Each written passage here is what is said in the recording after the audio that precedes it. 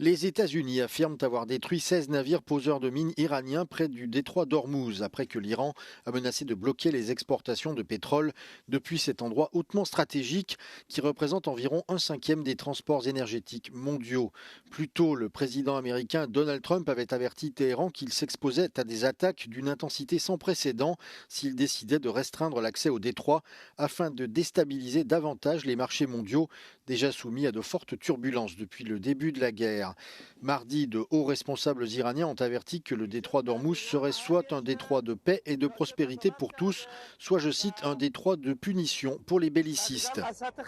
Les attaques de Washington mardi soir ont clôturé la 11e journée de cette guerre que beaucoup, y compris les habitants de Téhéran, ont qualifié de jour le plus intense concernant les bombardements.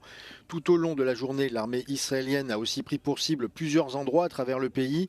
Le Premier ministre israélien Benjamin Netanyahou a déclaré que l'État hébreu continuerait à frapper l'Iran aussi longtemps que nécessaire, jusqu'à ce que ce dernier ne représente plus aucune menace pour son pays.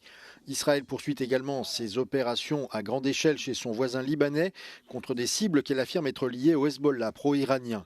De son côté, l'Iran continue de riposter avec mardi plusieurs salves de drones et de missiles tirés sur Israël et les États du Golfe voisins qui abritent des bases américaines.